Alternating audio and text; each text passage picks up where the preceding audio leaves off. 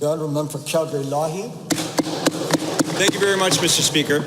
As the Child Intervention Panel continues its invaluable and hopefully life-saving work, Albertans continue to hear about the disparity in outcomes faced by our Indigenous children.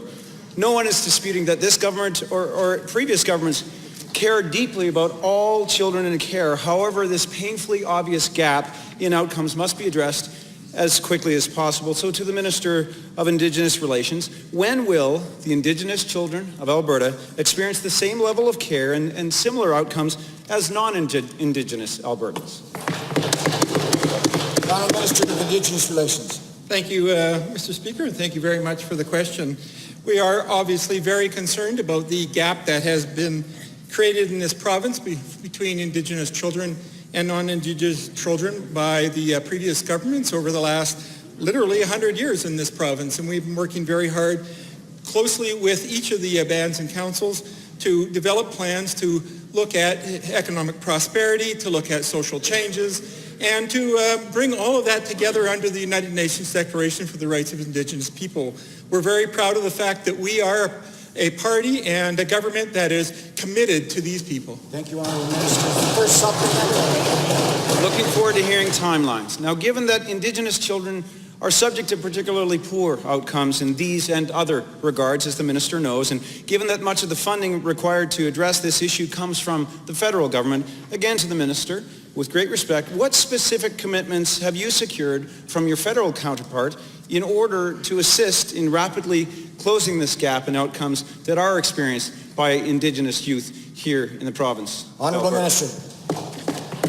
Thank you, Mr. Speaker, and thank you very much for the question. We, of course, do believe that the federal government has great responsibility for the Indigenous people in this province, and as a result, we've had multiple meetings over the last couple of years with the minister, the federal minister, and all of their departments, so that we can ensure that the programs that we are putting together in this province do indeed address not just simply the services required by the Indigenous community, but the gap between where the services have been provided in the past by other governments and what we are able to provide now.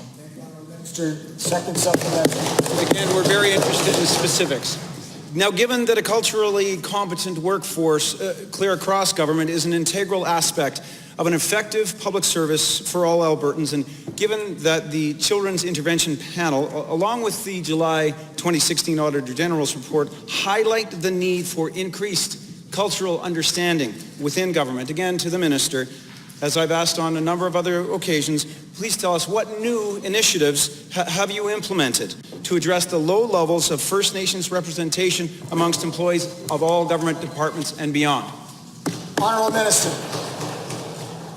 Thank you, Mr. Speaker, and thank you for the question. We, of course, have accepted all of the Auditor General's recommendations. We're committed to working with Indigenous people. We additionally have worked with Indigenous communities to help us establish protocol agreements in which all of the ministers here in this House are meeting with Indigenous communities from across Northern Alberta, and soon we will have protocol agreements from the rest of Alberta.